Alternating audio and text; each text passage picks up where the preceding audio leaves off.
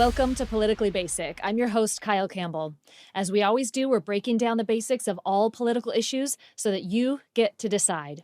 We talk a lot about D.C., of course, in politics, and a lot about the very large and bellwether state of California. But today, we're talking Texas and the Constitution and the border and guns, all about guns, with the Honorable Rick Green. Rick is a former Texas state representative, founder of Patriot Academy. He's America's Constitution coach, a national speaker, author, and radio host. So hold on to your hats, y'all. Rick, thank you so much for joining me today on Politically Basic.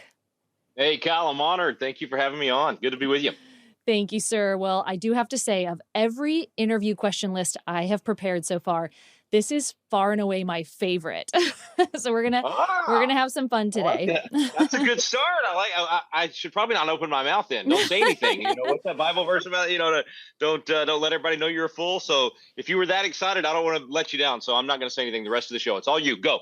Oh boy. Well, I need you, and our listeners need you, because we're talking Texas, and Texas is so important in this context of some of the things we're going to talk about today. We sometimes either don't hear about or we shy away from a lot of these topics. So I can't wait to ask you these questions and hear what you have to tell us. But before we dig into all those political issues and break them down, I'd love for you to share with our Politically Basic audience a little bit about your political history.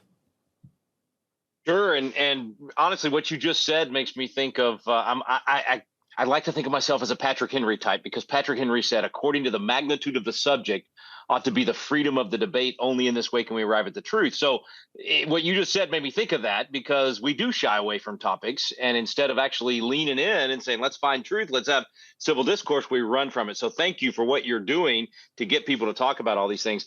That's kind of the way I've always been, to be honest. I was always that kid in the classroom that was not afraid to raise my hand and say, wait a minute, wait, how'd you come to that conclusion? Or explain this to me.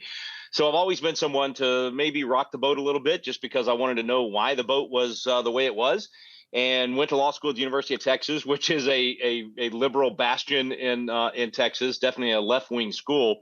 And I found myself constantly in law school, the only one in the class that would often take the position that I would. I remember taking a First and Second Amendment class, and I was the only guy in the class. Actually, there was one other person in that particular class that actually believed the Second Amendment was an individual right to keep and bear arms and to self-defense, and not a group right for the police or the government. Only one in the class. And it was that way all the time on what I thought were just basic historical constitutional positions. And so it wasn't long after law school that I ended up running for the legislature, got drafted to run here in Texas, and ended up winning. I actually lost, Kyle. I don't know if you know the story about me or not, but I lost on election night by 20 votes out of 30,000. So for all those people that think your vote doesn't count, I am living proof it counts. We had a recount, put our hands on every ballot, and because we had ballots we could actually put our hands on, I ended up winning by 36 votes. So I went into the legislature a very young, honestly naive, patriot, and expecting, hey, we're going to get in here and it's going to be Republicans and Democrats, and we're going to debate the issues of the day, and the best argument's going to win. Boy, was I naive. And I learned very quickly that very few people in that arena have convictions and really are coming from a foundational perspective. They're really just finger to the wind, whatever's popular. And that was what got me started on, okay, well, how do we change that? How do we get more people to know why they believe what they believe, even if they're on the other side? I just want them to know why they came to that conclusion. And that caused me to embark on many years of being with David Barton and Wall Builders, and then starting Patriot Academy. And that's now what we do, is educate people on the principles that made America great. What are the inputs that can give you the outputs of freedom and prosperity and all the things that everybody says they want, but you got to know what the cause is for that effect. And that's what we're about at Patriot Academy. Yeah, you're giving that to the next generation and bringing them up, and especially in a time in which our educational system is failing students in a lot of ways in terms of giving them a proper and factual understanding of our American heritage and history. So tell us a little bit more about Patriot Academy. What is it exactly? Yeah, and I'd even go further, Kyle, in saying that not only is the school system failing to give that good American heritage, it's doing the opposite. It's actually teaching kids to hate their own country. I don't know of another nation in history that did that, that actually purposely said to the children of its nation, "Your nation's horrible. We're awful. We did all these horrible things." And I'm a teach the good, the bad, and the ugly. You teach it all so that we can learn from all of it, but you emphasize the good. You say, okay, yeah, we made these mistakes, but here's the good of our nation, and we're not doing that in our schools. At Patriot Academy, we started off being, mostly youth leadership. The flagship program when I was in the legislature, we started this, and it was to take 16 to 25-year-olds, and we picked that age range because you're old enough to really understand what a republic is, why citizenship's important, and you're really at that point where you're trying to figure out, what do I really believe? Not necessarily what did mom and dad believe, or what did my teacher believe, but what do I believe? And how do I back that up, and how do I defend what I believe? And so 16 to 25-year-olds, I'd bring them into the state capitol and put them in the hot seat, man. They put them in the legislator seat, in the committee rooms, on the House floor, and say, it's time for you to experience what a republic really is. How does a constitutional republic work? And then at the same time, teach them the history of America, teach them the founding formula of what makes a nation great, and teach them life skills. How do you work a room? How do you communicate? How do you build the relationships that you need? How do you get the right mentors in your life? Some of those life skills that would help them, whether they're going into politics, business, arts and entertainment, doesn't matter, whatever they're going to go into, that they would be able to kind of be just have an advantage to be leaders in that particular area. So we started that in 2000. So 24 years ago, and we've now got thousands of graduates serving in Congress, legislatures, school boards, city councils, making movies, doing music, in ministry. They're all over the place. And I like to tell everybody we've infested the Texas Capitol with Patriot Academy grads, because you can't go down a hallway without finding a staffer, a legislative aide, a legislator, somebody that came through Patriot Academy. So we're really excited about that. And now we do training for all ages. Actually, it's not just the kids anymore.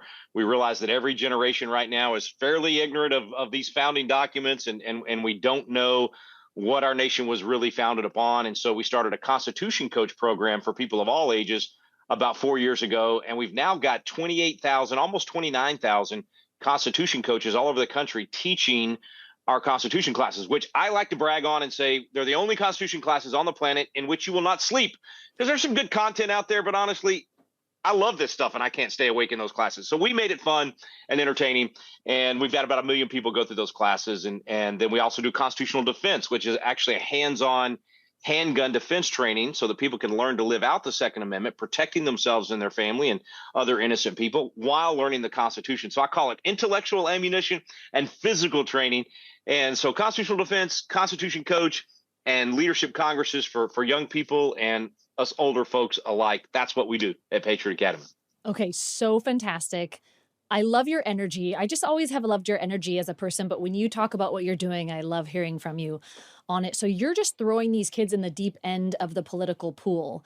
It sounds like they're getting those experiences that a lot of graduates will fight and vie for in DC, but you're giving it to them and making it exciting and making it fun in Texas. And then this is what sets Texas apart, right?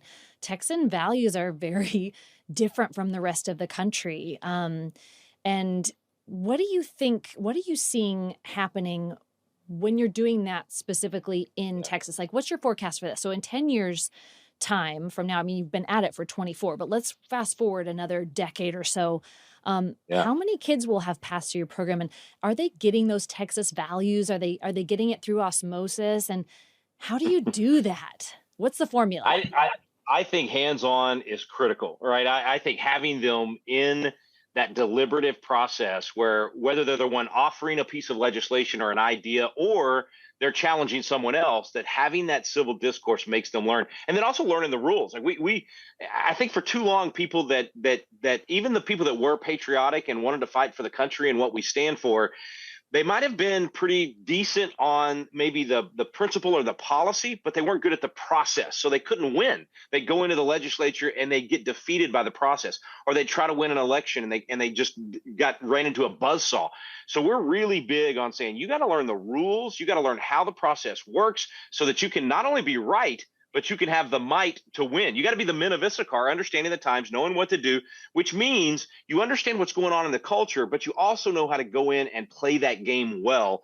And that's really kind of our specialty at Patriot Academy. Is that's why so many legislators call us and say, can we hire some of the kids that you've graduated that are in their 20s, because they make the best staffers, because they know the process, or they run for the legislature. I got a kid that I hate calling him. I got to stop calling him a kid. He's 22, but he's now been through 2 legislative sessions. He got elected in West Virginia at 21, and he was voted the #1 conservative in a legislature both times. Not voted, I'm sorry, had the most conservative voting record both legislative sessions. So doing a fantastic job as a young man. But most of the time I tell him, wait till you're in your 30s, 40s, go build a business, create jobs, go raise a family before you go become a legislator. This kid was an old soul when he came to us at 16, so I made an exception for him. But all of that to say, we want to see more of that.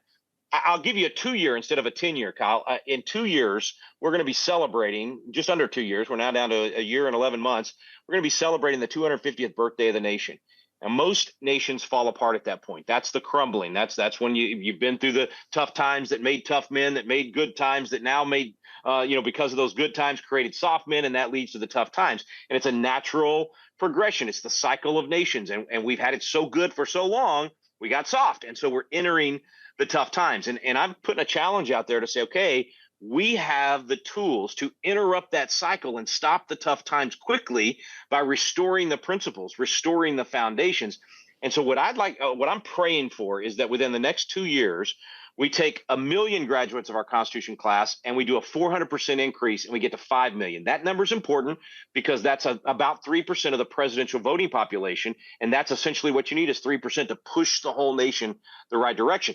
So 5 million graduates of the Constitution class, 10,000 candidates. So 10,000 candidates running for school board, water district, city council, commissioner, state executive committee for their Republican or Democrat party, being involved in all of these different areas. 10,000 candidates, 5 million graduates, and 100,000 Constitution coaches. So we need about 4 times the coaches we have right now, 4 times the graduates, and about 10 times the candidates, because we've got about 1,000 candidates out there that have run for all these different things. So that's what I see in 2 years. 10 years from now, I think we really have a great chance of having not just a few and just 3% or just a handful in each of these elected bodies, but actually getting to the point to where we restore constitutional principles and founding principles of America as being popular again. We actually win the argument in the culture to get people to once again realize, it's probably a good idea to live in a neighborhood where your neighbor treats their neighbor the way they want to be treated. Novel concept here, but it's actually a Christian idea, but it's the idea that you're going to treat other people the way you want to be treated. Maybe live in a neighborhood where people think stealing's wrong and murder's wrong, and raise your kids to respect their parents and elders. Those used to be a given in America. They're not a given anymore. We've got to get people to love those ideas, and even the ideas of due process and equal justice under the law, that everybody's going to be treated the same. So we have to win that. And I don't mean this word as a negative. I mean, this actually used to be considered a positive word. We have to win that propaganda war, just like a lot of the colonies were started to propagate the gospel. It's about propaganda that's simply an argument for why your value system is good for the country. We have to start winning those arguments, and that's one reason we spend so much time at Patriot Academy on communication skills, persuasion, asking the right questions. Those things are critical. If 10 years from now we're going to look back and go, we won. Well, you never totally win, but we won in restoring these things to be popular in America again. Well, Rick, you'll do it. If anybody's going to do it, you're going to do it. Those are. By the way, I stole that. I have to admit, I stole that from William Wilberforce, because he said he was given 2 things God gave him: to get rid of slavery. Everybody knows him for that, but he also said to restore morals and values. He called it making being good fashionable again. So, Kyle, that's our job. We got to make being good fashionable again. It's popular again. Yeah, I think it's making a comeback. I think it's good, but there are still some in our culture, still some in America today, who think the Constitution is outdated, that it served a nation 250 years ago, but doesn't serve a nation now. Now, you're working with these younger generations. What do they think about the Constitution? And I'm sure that could potentially be very different when they get to you versus when you're done with them. What are their thoughts about the Constitution? Well, as you can probably tell, I don't do things the normal way. So when I first get the students, I put them in a room together, and I tell them, I say, okay, look, the zombie apocalypse has happened. Everybody else is dead. You're it. We have to rebuild society in this room. So how are you going to do it? What do you want to protect as a freedom? What do you want to design as a structure for society? In other words, what I'm doing is I'm putting them in the mindset of the founding fathers.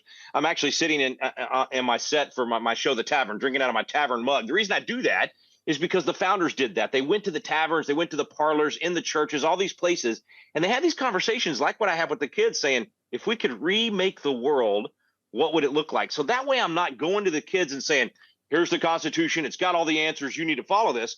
I'm going to them and saying, okay, what's important to you? What would you want to protect? And Kyle, you'd be amazed every time. I've been doing this 20 years, several times this summer. We do these leadership congresses in 7 different regions around the country and state capitals. So we do it a lot. And every single time, within 10 minutes, the kids have told me they want to protect innocent life. They want the right of self-defense. They want due process if they're accused of something on our little island where the zombie apocalypse has killed everybody else and we're just dead. If you get accused of stealing the coconuts from the tree of somebody else on the other side of the island, you want to have a trial. I mean, by the time you walk through this crazy scenario, it's kind of like Lord of the Flies or the TV show Lost, or when I put them in that scenario. And by the time we're done, they have recreated the exact Constitution that we have. And I don't tell them that as we're doing it, right? I let them, we put it all on the screen, and then I turn around and say, well, guess what? Somebody already did the heavy lifting for you, because everything you just described is in the American Constitution or in the Declaration. It is the foundation of our nation. So that's the beauty of it is there's a yearning in the human spirit for freedom, for us actually to treat each other as we were designed to treat each other the way we want to be treated, which means if you're accused of a crime, I want you to have your day in court. I want you to be able to call witnesses in your favor. I want you to confront witnesses against you. I want you to be able to present your entire case to the jury. Even if some of it's crazy, I don't want the judge to be able to say, you can't say that, or I'm going to silence you, and then manipulate what gets to the jury, which is what's happening in our justice system today. And so when we say, I want you to have that, it's because I want to have that. If I get accused of those things, I want to be able to put forth the best case I can.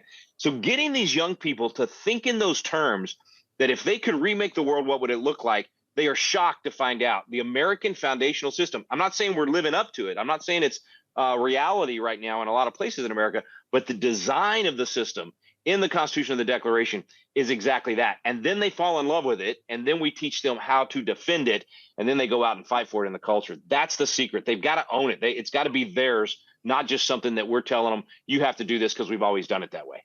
What a great process. And absolutely that the Constitution has served citizens of this country so well across so many years. I mean, it's really remarkable. Rick, I want to talk to you. Yeah, exactly. Oh, yeah. It, right? I mean, we've done better as a constitutional republic than anybody in history. Nobody's had the same government for this long. Yeah. I mean, it really has. This is the closest we've ever come. I mean, the Civil War wasn't so much over the structures itself as much as it was slavery itself, and who, are the states going to get to do something that the rest of the nation is saying that's wrong and that's evil. So it was more of an issue war, where today it is a fight over the structures. Do we want actual blind justice, equal justice, or do we want social justice? Because social justice means it depends on the color of your skin, whether or not you go to a particular church, what your political persuasion is. Those things determine whether or not you're charged with a crime and how you're treated in the court. And that's evil stuff. That's Marxism, right? We don't want that. But there's a lot of people in the country that think they want that because they've been buying these mantras. And so we have to come back to the structures because they are. I mean, I'm not. You know me. I'm not one to try to use hyperbole to get people to act. But I really do think they're on the brink of being destroyed. We're watching, a justice system where a lawyer is being threatened with jail for simply giving his opinion on how the 12th Amendment works. I mean, I was out there giving my opinion on what do you do with electors if you have a state send in 2 sets of electors? How does Congress deal with that? What can the vice president do? There's a lot of history on that. 2020 was not the first time that happened. We've seen states give 105% voter turnout. South Carolina, one time they sent in 3 sets of electors in the 1800s. So nothing new, man. John Adams dealt with this, Thomas Jefferson. So as an attorney, as a historian, I was giving my opinion on that. I hadn't been charged, but John Eastman was literally criminally charged for simply having civil discourse and giving his opinion on the history of the 12th Amendment. That's dangerous territory, Kyle. We got to come back to the idea that I may not agree with you, but I'd fight and die for your freedom to say what you believe. We got to fall in love with those ideas again. Yeah, it is really concerning times when we are not able to exercise our First Amendment right of free speech fully and completely. But I want to talk to you about the Second Amendment, and we're going to be brave here, Rick. We're going to be brave, and we're going to talk about our constitutionally protected right to own and bear arms, which is being discussed a lot lately and potentially at risk. There are a number of people in our country right now who believe that that protection, that right should not exist, and that the Second Amendment was created during a time in which there were wars being fought, and the way that society was run was different, and you needed a gun. And today, the only reason that you need a gun is if you're going to harm someone else. And so we have a lot of calls for that amendment to be removed and for everyone to surrender their firearms. What would happen if citizens' gun rights were removed? Let's walk this forward. What would happen? Yeah. Well, we don't have to wonder, right? We can look in history and see that when the people are disarmed and incapable of fighting back, that tyranny ensues, because human nature is to want to control each other. And if there's no way to prevent that from happening, it's going to happen. And I think you're doing this exactly right. It's like, okay, let's step back and see what the world would look like if we did it a different way. And even the Second Amendment itself, too often we get caught up in the guns. And because of the phrase right to keep and bear arms, we think that the Second Amendment is about the right to own a gun. It's not about a gun. It's about what they called the natural right. They called it actually the first law of nature of self-defense. So whether it's a gun, bat, knife, fist, whatever it is, to defend my family, to prevent my child from being taken, or my home from being invaded, or my wife being raped, or whatever it might be, the right of self-defense. There's so many great quotes from the founders on this that dealt with the fact that even when we come together in a society, we can enter into a compact of society, and we might even try to give away the first law of nature, the right of self-defense, in some utopian idea that everybody's going to be nice to each other. But even the founders said, even if I tried to give it away, I cannot give it away, because it's written on my heart to want to defend those that I love and to defend the innocent. So I'm going to exercise that right if I have to grab a stick, a club, or whatever it might be, to fight off the person that's trying to harm me or those people in my family. So that's the thing to remember, is that the Second Amendment was the founders' way of saying you have the natural right of self-defense, the first law of nature, as many of them called it, and government cannot touch it. That government doesn't give you that right, but government may not infringe upon it or prevent you from exercising it. So the right of the people to keep and bear arms shall not be infringed was all about being able to have that right of self-defense. So it's not even about whether it's a handgun or a rifle or a musket or a knife. It's the right of self-defense. So what they meant by arms was literally the ability to defend yourself. And of course, at their time, it was a musket. That was the main weapon that they were using. Also cannons, by the way. Joe Biden often said they didn't have a right to have cannons. He's absolutely wrong about that. They totally had the right to have cannons. And the only ordinances that we can find against a cannon simply said, what, if you got your cannon, stop firing it in the middle of the night, you're waking up people in town. So it was not about not having it. It was just to wake people up in town. It was about being able to defend yourself. Kyle, you started the program talking about me being in Texas. Well, here in Texas, we take this one really personally. In fact, we have a whole flag that a lot of people at home that aren't from Texas may recognize. And it's a white flag with a cannon. It's just white and black. The cannon's black, and it says, "Come and take it." Well, that flag comes from the Texas Revolution. And the first shot of the Texas Revolution was a cannon in Gonzales, Texas, which I used to represent in the Texas legislature. And I still have a little historic hotel there that Elvis stayed in, and Bonnie and Clyde escaped out the window. Anyway, it's a fun town. But the cannon was essentially the best weapon that they had. Now, it was a little bitty cannon. It's like a 9-pounder. I can't remember exactly, but a little bitty cannon. But because the Mexican army came to Gonzales and said, "We're taking the cannon from you," the people of Gonzales, to paraphrase King Leonidas when he said "Mona lave," they said, "Come and take it." And unfortunately, the Mexicans did. They defeated them, took the cannon, but Texas rose up and ended up winning the Texas Revolution and later got the cannon back. My whole point is it's about self-defense, whether it's a cannon, a musket, a gun, whatever it is. It's about defending yourself. And if I could, I'm sorry for filibustering here, but it's not only just defending yourself, from an invasion like that. It's self-defense in the moment to defend your family, but also the founder said this over and over and over again, to defend against a potentially tyrannical government. Or put another way, Joseph Story, one of the fathers of American jurisprudence, said that it offers a strong moral check against the arbitrary power and usurpation of power from the government. Now, Joseph Story also warned. He said that this is one of those rights where if you have indifference, and what he meant by that, what we would call that today is, I'm not into guns, Rick. You might like shooting and hunting and self-defense and all that. I'm just not into that kind of stuff. But you do your thing. That's indifference. He said what'll happen is indifference will lead to disgust, and disgust to contempt, and it will undermine this fundamental right in the Bill of Rights. They actually called it the Palladium, the protector of all of our other rights, because you're keeping government from becoming tyrannical.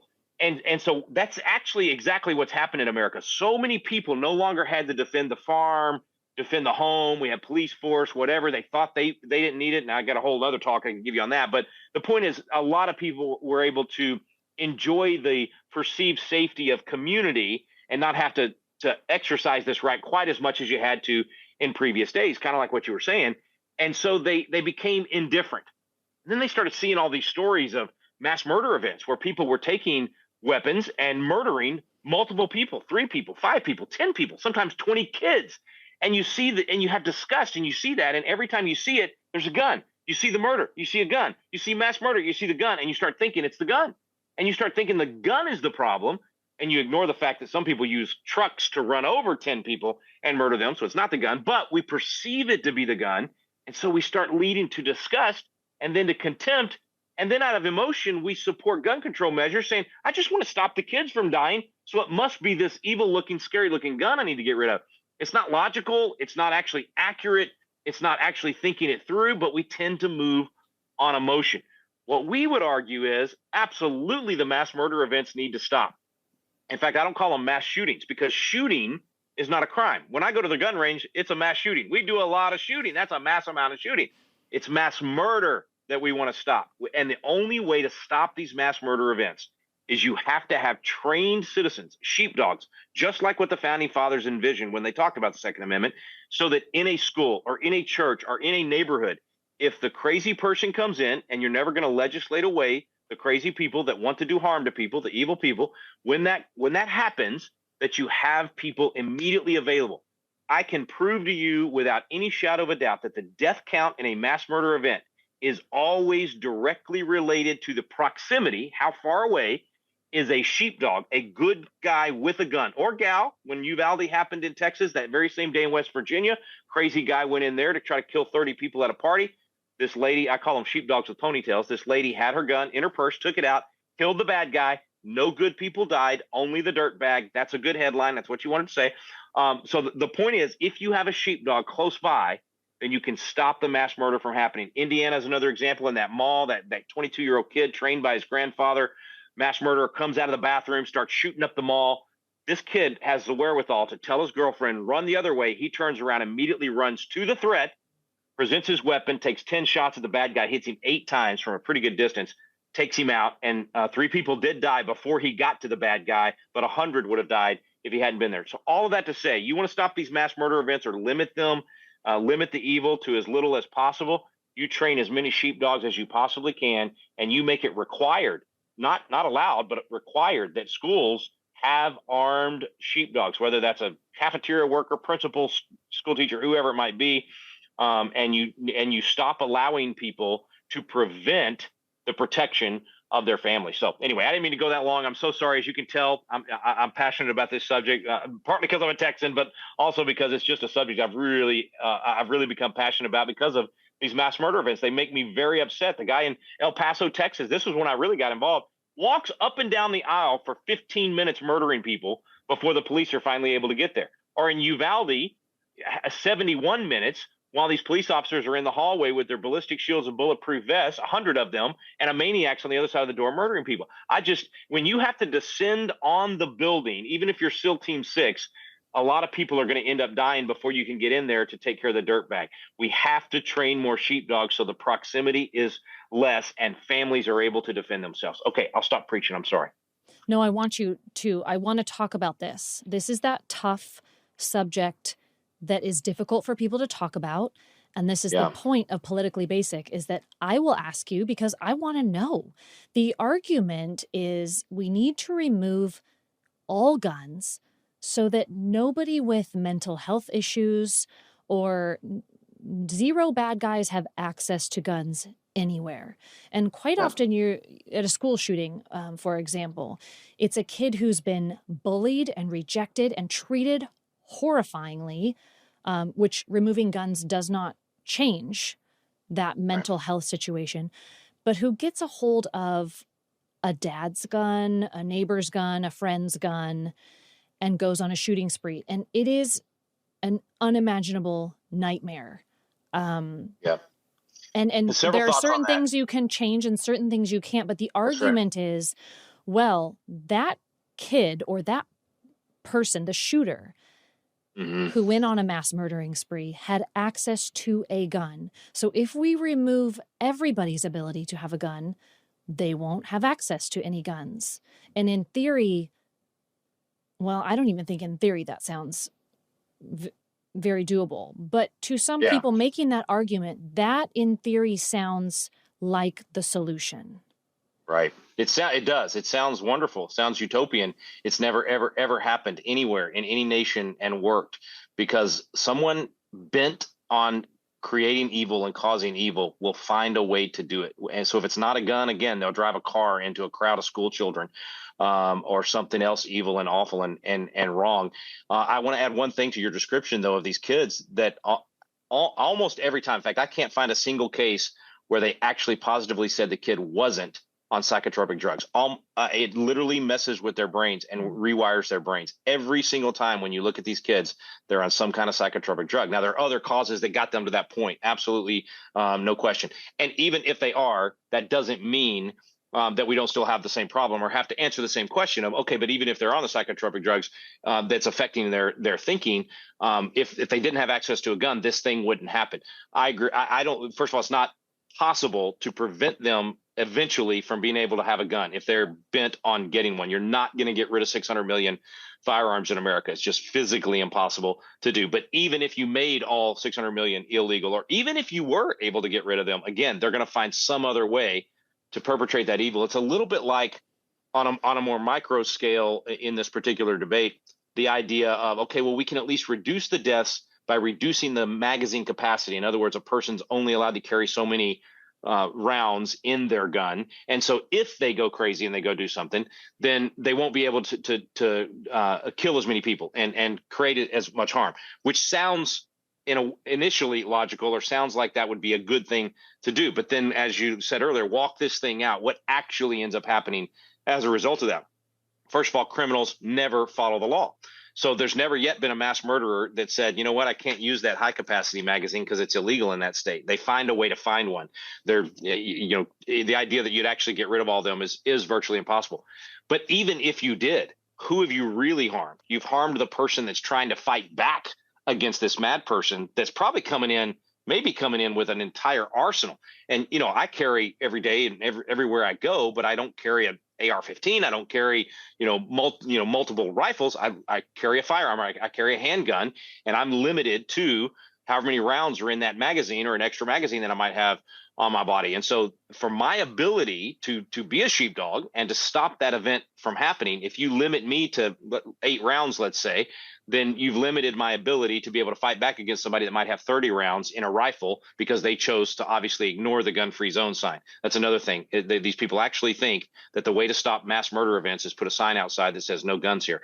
And we all know that's silly, but we do it. We literally pass laws to do that. And then we reduce the number of sheepdogs in that building that could actually protect the innocent people if the wolf actually shows up. And so I guess the short answer is the wolf is going to find a way to have whatever it is that they're going to use to create the evil that they're going to create. And what we need to concentrate on is making sure that the sheepdogs, the defenders, have the freedom to fight back and have the ability to fight back.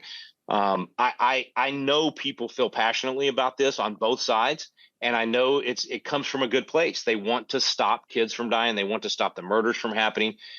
The biggest challenge on this particular topic and this particular debate is the amount of information out there that is absolutely bunk. It is so not true. The exaggerations of America being the leader in mass murder events and all of these things, the way that they throw in suicides into the handgun fatalities, and most of those numbers are actually suicides, not murders, and certainly not mass murder events. I mean, it's just I love truth, and I hate it when stuff gets manipulated and we don't actually have good data to work with. So again, that we can see what works, what doesn't work, what encourages crime, and what actually decreases crime. And there is no doubt about it.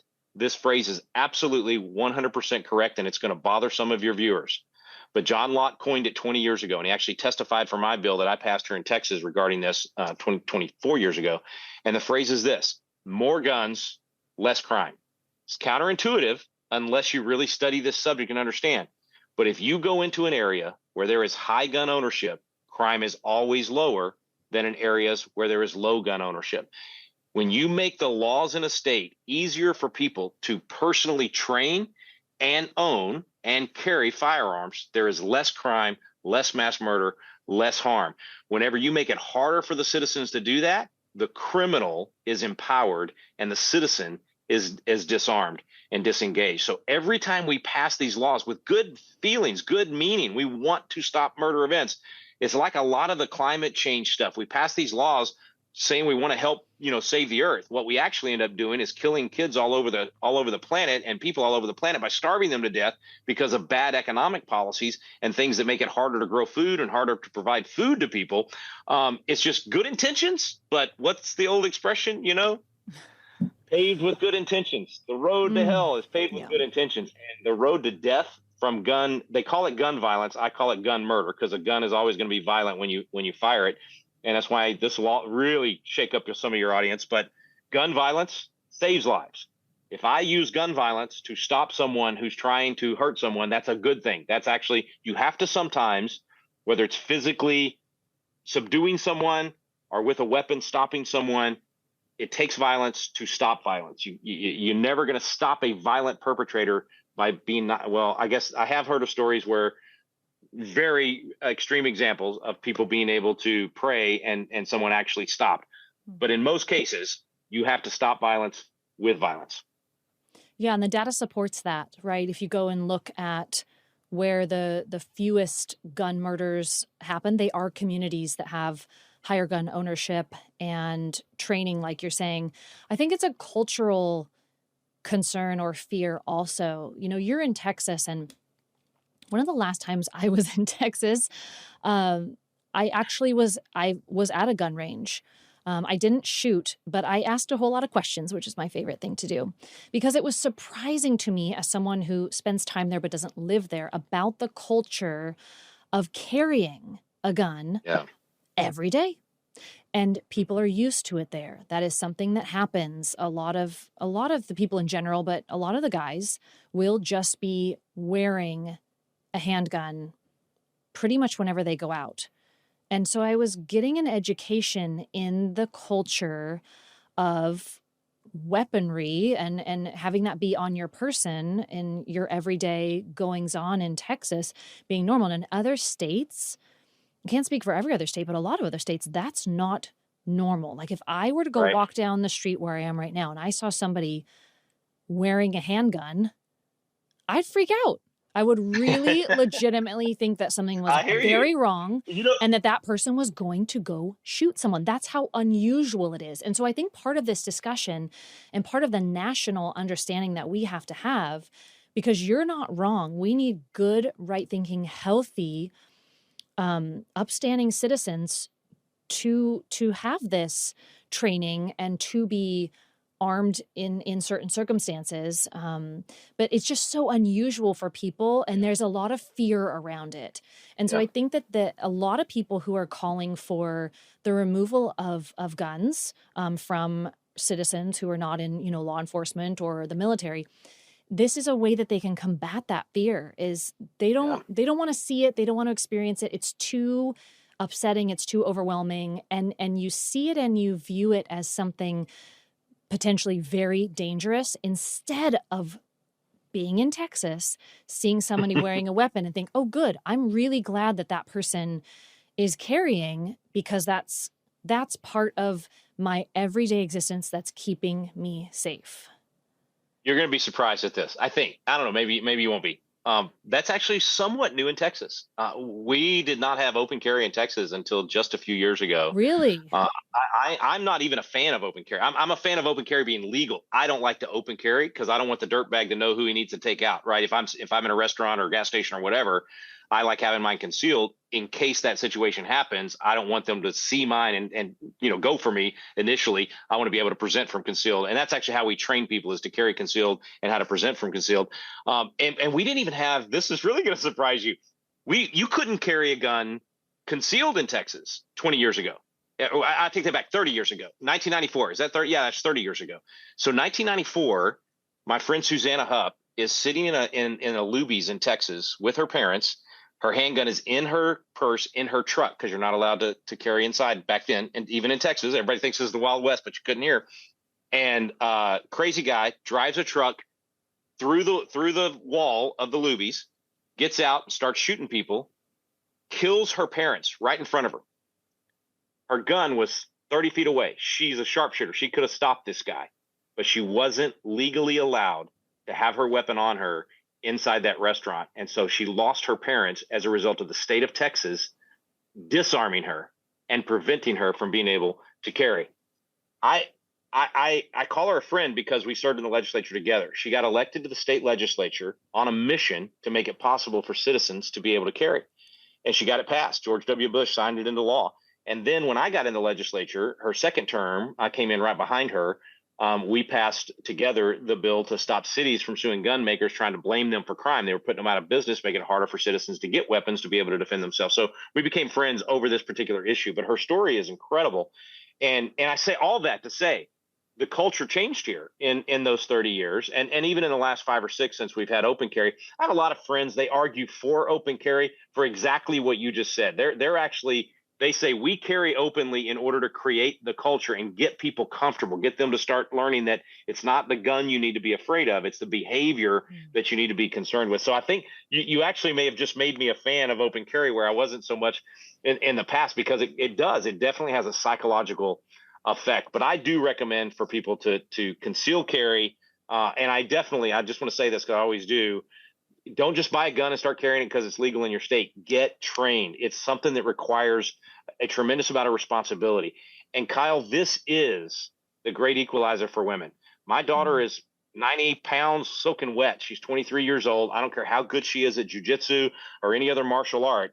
If a 250-pound lineman goes after her, it's only going to be her Smith & Wesson that equalizes that fight.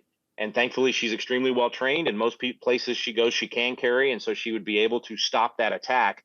And so I just want to say to all the women out there, get trained and carry, because it is the great equalizer that will protect you in that situation. And we train thousands of people. We've trained about 6,000 people through our constitutional defense course, and several thousand a year now with our new facility in Fredericksburg. And 55% are women. And most of them have never touched a gun in their life. So a lot of people come into our classes exactly as you just described, very afraid of the gun. And it's an emotional thing. That first day, and it's a very methodical class. It's a very safe situation. You learn every little thing before you actually fire the gun. But when you fire it the first time, it's an emotional experience. And I've had a lot of people with trauma. I've had people in our classes that were at the Las Vegas shooting. They were literally having to duck under tables, and that concert where 50-something people or 60-something people were murdered. I've had people that had grandchildren murdered right in front of them from a crazy son-in-law that came in and shot kids. I mean, I'm talking horrible, evil stuff. So you can imagine that first day of class when they're around all this and everybody then shooting by the afternoon, it's very emotional. But we're very, very good at getting them through that. And by the end of the 4 days, they're emotional again at the end of the day when they take that final test in our class, emotional out of joy because they've overcome it. And now they know I'm now capable of stopping that evil from happening to my family in the future. Yeah, use it for good. Give the power to the right side. That's right. And it takes power away from the evildoers. Well, Rick, I wanna talk about the topic of gun control as it relates to immigration issues. So Texas, we know, is a border state. One could make the comparison to Israel in the challenges it's been facing for centuries. You have incursion from without and a massive border. Texas's southern border, I don't think people realize, it's 1,200 miles long. And for context, if you're looking at California top to bottom, it's only 800 miles long. And we know how big California is. So the Texas border is 1.5 Californias long. Is the Texas border with Mexico still seeing the same amount of illegal border crossings? I mean, the media kind of stopped reporting on it once Biden's executive order happened. There was all that back and forth between Democrats and Republicans, and the media was reporting quite heavily. And it's been a little quiet since then. What's going on with the border? It's been so frustrating, honestly, because we live here and we see the destruction that happens, and then we see it get imported all over the country. And let me just start this part of our conversation by saying I am a very pro-immigration person. I think it ought to be 1,000 times easier to come to America legally. I think it ought to be 1,000 times harder to come illegally. We should know who you are. We should know where you're going. If you're coming in, and I am all for people coming that are fleeing, that are fleeing religious persecution, all that kind of stuff. But the idea that we would open our borders and allow 20 million people to come across our borders and not know who they are or where they're going half the time. I mean, we were letting people in, and still a lot of this is still happening, and essentially helping them across. This is what the federal government did whenever we got this big lawsuit going, between Texas and the Biden administration. And when we put the wire up and the feds came in and cut the wire and literally threw a ladder down to help the illegal aliens come up the ladder and go into the country. And all they said to them was, there's a processing station a mile down the road. Would you please stop in and check in? And of course, barely half of them actually checked in. The other half are now considered gotaways. And what a gotaway means is we probably have them on camera in the middle of the night or even during the day. We see them come across, but they never get detained. They never get processed. And there's about 2 million of those. So 2 million that have come into the country. We have zero idea who they are, what they brought in with them, and what they have. And I know, listen, I grew up in the construction industry.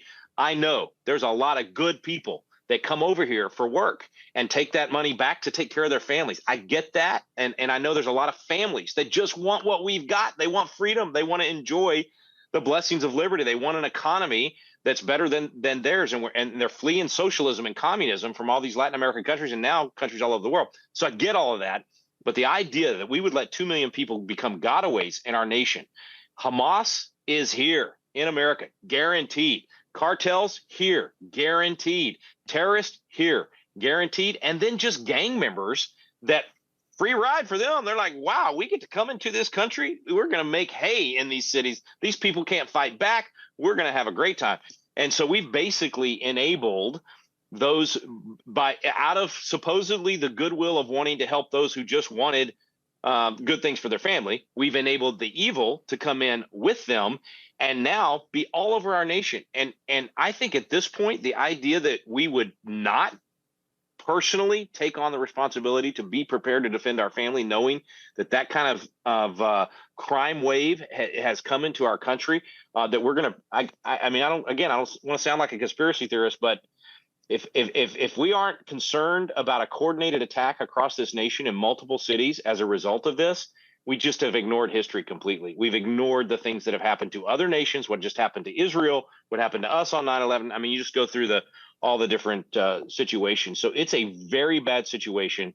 I think it's been, there's a great line in America the Beautiful that talks about more than self, country loved. I think it's been a bunch of politicians in Washington, D.C. that more than country self-loved. They were willing to sell the country out in order to hold on to political power or potentially gain political power or help political allies get cheap labor. I mean, there's a lot of reasons for this whole border situation. And unfortunately, politically, there's been virtually no one that has had the political will to absolutely say no and stand up against it. I mean, Trump did in his first term make a lot of progress towards that. But then once he was off the scene, he had very little pushback in the Republican Congress. The Republican governor of Texas did very little to stop what was happening until the last year. He's finally started taking some of those steps. We have been, a lot of my constitutional scholar friends and I have been saying for 3.5 years, the Constitution actually gives states the power to seal their border if the feds don't do it. It's directly in Article 1, Section 10. Absolutely the authorities there.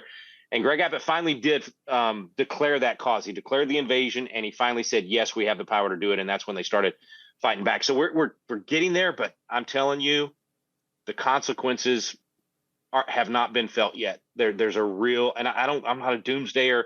I don't want people to live in fear.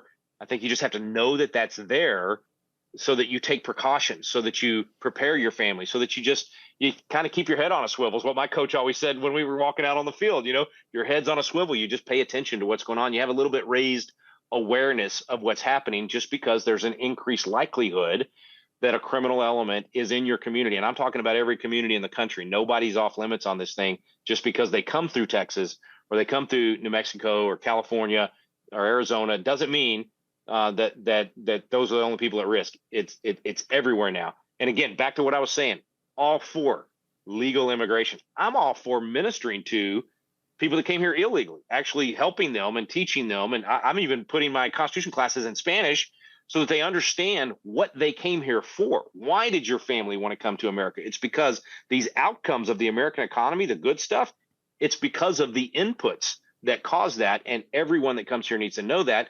And it's time to assimilate to this culture, because I don't think you'll see a mass deportation. I know there's talk about it happening. Could happen. Eisenhower deported 1 million, but I just don't know that we'll see that in our lifetime. But yeah, I think it absolutely is still happening, still coming across. The numbers aren't quite as big as what they were before. I think the current administration figured out they would have zero chance of winning in November if they didn't at least reduce this and, like you say, get it out of the news cycle. Mm-hmm. They've been fairly successful at that. So the border is technically closed, but what's really happening? Are people still coming across? We're not getting a lot of information anymore. It seems to the press has seemed to kind of turn their backs on showing what's been going on there. Like, okay, we're done, executive ordered and completed, but you don't close that many miles of southern border a day after an executive. No. Right. The spigot's still dripping. And it's not just the wall, right? There's so many parts of that. You mentioned that 1,200 miles. I mean, it's like that's just there's Texas. Cliffs, there's areas you have to monitor from the air. There's a lot of things that it's not complicated. It can be done. But again, it's the political will to do it. If we spent just a fraction of the money on that actual enforcement of protecting the border that we have sent to Ukraine or that we've spent on other things, we would have a secure border. And it's not a sealed border that we want. It's a secure border, right? It's not that we want to stop people from coming in again legally. It's that we want to just know who it is and make sure that they're processed and make sure that they're coming here with good intent. So all of those millions of people who crossed the southern border illegally over the last few years, we know they were not all going through some kind of checkpoint that, Border Patrol wasn't getting to all of them by any stretch of the imagination. Do those people coming across, is it more likely than not that they were bringing in weapons and guns? We know there is a massive amount of drugs coming across the border, some of it being seized, some of it obviously penetrating through. What's your take and any data that you have found or just your opinion based on your expertise in this area regarding weaponry or guns that were being brought across the border? It's horrific. I can't even. There's no way to describe it bad enough, and be overplaying this hand. Obviously everybody's kind of heard a little bit about the fentanyl problem and how little amount of fentanyl it takes to kill, even upon bodily contact. I mean, babies that have died just from ending up in a car that had just the dust of fentanyl, to the ability to use fentanyl as a mass weapon of destruction that could literally be used to kill thousands and thousands of people without ingestation just by using the powder. So there's scary scenarios that a lot of people are wargaming out now because we know that stuff has come across the border. Obviously, weapons, the ability to all of these gotaways that never had any kind of check-in at all with big backpacks. We don't know. We have no idea how serious the weapons are. We know the cartels are incredibly well armed and incredibly, they've operated with impunity. They have no one checking their abilities at this point. They know they own portions of our border. Even on our side, they're actually operating in operational control of our side of the border. And there's been some good sheriffs that have brought a lot of attention to this, that have told about the things that they have found. And Kyle, of course, we're not even talking about the human tragedy of this in terms of the child sex trafficking, the 1 in 4 women raped that come across. It is an absolute disaster, and it's on our watch, and it's America. There's a reason they don't cover it. The American people can't stomach it. They just can't imagine that this is happening to them. I can remember 20 years ago when I was in the legislature, spending time with people on the border, ranchers and others that were just getting a little, I'm talking like less than 0.5% of what we're dealing with right now. And the stories would break your heart. And now we've multiplied that to the nth degree. And I don't know. I'll be honest with you. I'm an optimistic guy. I don't know how to wake people up on this. I can't imagine why there isn't an outpouring saying we have to stop this. And part of it's what you just described. It's almost a cover up. It's just an absolute blackout for most people. And depending on where they get their media and what their echo chamber is, they know nothing about well, Rick, this. They have I haven't no heard some of that. I scroll news all the live long day, left, Yeah. right, and center. I take in as much as I can take in, and people send me things all day. I'm sure you have this too. Yeah. So I am very well versed, and I had not heard that before. So I want to make sure I heard you correctly. You're saying that the Mexican cartels own, run, and operate portions of the U.S.-Mexico border from the United States side? Yeah, and I'll tell you some guys to watch on this that have been there, done that, and it moves, right? They don't get total operational control forever because we eventually finally go take it, but then they just take another spot and use that for where they're going to cross.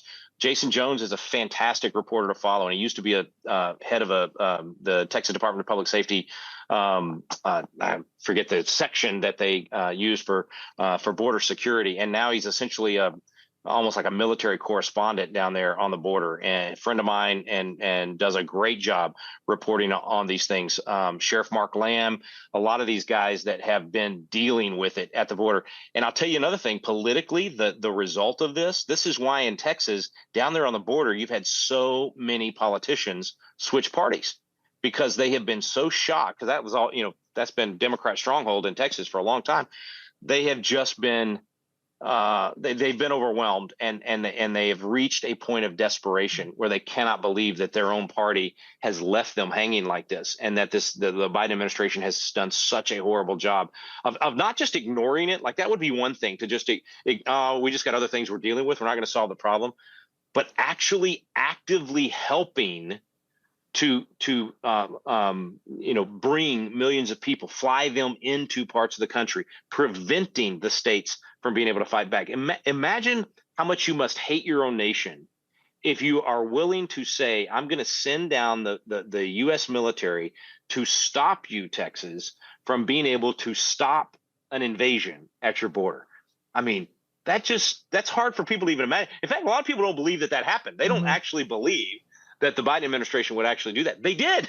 They literally, we thought it was going to be a standoff, potential physical fight between Texas and the feds. And, I just don't know how to wake people up on this. And maybe it's interesting. The last 3 months, even the media on the right has not talked about this much at all. Right. I think you're right. Nobody's talking about it anymore. And it's really kind of disturbing, because you guys are fighting your own war in Texas. Yeah. The kids are learning about Remember the Alamo in class, but you're still dealing with a lot of these things. Yeah. And it brings me to my last question that I have for you today, Rick, which is, the left has been wanting Texas for a long time. They've got their eyes on Texas. Yeah. You see campaign signs out there that says, "Let's split Texas blue," Yeah. Right? And they at least want to turn it purple. What would happen to the border at that point? Let's say Texas goes blue. What happens to the border? And in a ripple effect sense, what happens to the rest of the nation at that point? Well, there's so many areas it would dramatically affect politically, economically. And I got to tell you, Kyle, a lot of people think Texas is red. We're almost purple as it is. The big cities, and it's like this across the country, and you deal with the same thing in California and other states, that it's the blue cities. It's the big cities that typically are the left. And then you have very conservative areas of California, very conservative areas of Texas. But the left has been investing heavily in Texas. They really want to take out Ted Cruz. They really want to take our legislature back. Legislature was actually Democrat when I was there. I served a long time ago, and it was the last two sessions before we went Republican. And we hadn't been Republican in the Texas legislature in 150 years since Reconstruction. So used to be Democrat, now all Republican. Every statewide official in Texas is Republican. The legislature is dominated Republican, not necessarily conservative, but Republican. But the big cities are still very, very blue. And so there is a real chance for the left, if they keep investing in Texas, and people that love the Constitution and love these conservative principles don't wake up and get engaged, there's a real chance they could turn Texas purple or even blue. And the impact on the country, I mean, first of all, there's zero chance of anybody other than a Democrat winning the presidential election without Texas. There's no chance of having a Congress that's going to, in any way push back against a left-wing president. I mean, it just ripples down from there. So I think we're at an inflection point. This last election, the primary election just a couple of months ago in Texas, was maybe a bellwether, because I saw a lot of Republicans that are not conservative Republicans, that are honestly sellouts to the leftist agenda, get defeated. And there was a massive win, about 20 new state reps that are going to be coming in, and senators that I'll just give you one example. Shelley Luther is going to be a state senator. She's the barber in Dallas that said no to the COVID crackdowns because the gals that worked in her office were literally starving. I mean, their families were broke and they needed to work. So she opened and got jailed for it. She got jailed in Dallas, Texas, and became a hero. And I'm of the opinion that if you've had the boot of government on your neck like that, and had it try to destroy your business or your family or your property or your kids or whatever it might be, you become a freedom fighter in the legislature when you get there. And so I am predicting good things for this next legislative session because of not just Shelley, but a whole lot of members that are coming in very much like her with that kind of mindset. So I think we've got not just a fighting chance, but a really good chance at Texas reviving that come and take it spirit and that really love of liberty and willing to fight for its spirit. And I hope it inspires other states because, I just think you have to be eyes wide open. The left owns every major institution in America. And when I say left, what I mean are people that actually believe in socialism and communism. They actually believe, look at what the Democrat nominee for president just said the way to fix inflation was price fixing. Well, we saw exactly what happened in Venezuela. We saw exactly what happened in all these other Latin American countries. We saw it when a Republican, Richard Nixon, tried it in 1971. If you price fix, you reduce the supply, and now you're not helping inflation. You're actually going to create shortages that cause the price to go up even more for those. It's a horrible economic thing. I just shared a Milton Friedman clip from 40 years ago talking about why it's such a bad thing. But that mindset of just not understanding basic economics and actually being for government, making decisions for people, permeates every major institution in America. All of education pretty much taken by the left. Most of the Fortune 500 companies now on those boards. That's why they're doing all the woke DEI, CRT nonsense stuff that's hurting them. Most political institutions, frankly, half the pulpits and religious organizations in the country. And I don't say that to depress people. I say that to be eyes wide open. They got there with 80 years of work. They have been scratching and clawing to take these institutions and take the culture literally for 4 generations. And they're just now really, the domino effect is happening, and they're seeing the fruit of their labor. We can do the exact same thing. People that love America, that love the Constitution, that love liberty, that love blind justice, that love all those things we talked about earlier. If you want those to be handed down to your kids and grandkids, you got to start thinking generationally and say, what can I do on my watch to preserve these things? What can I do to make, in my case, Texas stronger, and then help other states to become stronger as well? What can I do to make sure the next generation is educated on these basic principles? And if we'll start scratching and clawing, we can take back every single one of those institutions and restore the good times. We're going to go through a little bit of a tough times here in order to get tough again, so that we'll do the things necessary, which what I mean by that is sacrifice, giving of our time, giving of our money, giving of our reputation, being willing to be canceled, whatever, lives, fortune, sacred honor. That's what will get us that same end result that the founding fathers were able to get all those years ago when they did the Declaration.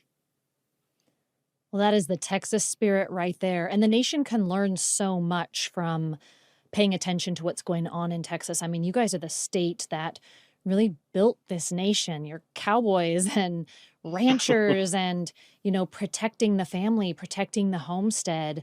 And that is the spirit that we maybe have lost a little bit in the rest of the country. Yeah. So I'd encourage people to keep an eye on what's going on in Texas. It matters for every other state, for every other citizen, what is happening there, that we cannot lose these freedoms and these rights. We've got to educate ourselves, know what's going on, know what's potentially being removed and taken from us, and vote. So definitely check out what's going on with Patriot Academy and Constitution coaches. Consider it for yourselves. Consider it for your kids, your grandkids. It's just remarkable training that you're offering to these younger generations, Rick. So I thank you for the great work that you're doing. And I thank you for coming on the show with me today and digging into some of these harder to discuss, not for you and I necessarily, because, you're such an open and transparent person and so well-versed on these issues. So thank you for jumping into the deep end of the pool, I guess, with me. I appreciate you, and I know there's much more to talk about, so I hope that you'll be back on the show with me soon. I'd love to. Thank you for what you're doing. This is so essential to saving the country. Just civil discourse or civil war. I choose civil discourse. So thanks for being a part of that. I love it, Rick. Thank you. And thank you all for joining us on this episode of Politically Basic. We're committed to breaking down the basics so that you get to decide. Be sure to check us out at politicallybasic.com and follow us at Politically Basic so you don't miss an episode. And we'll see you next time.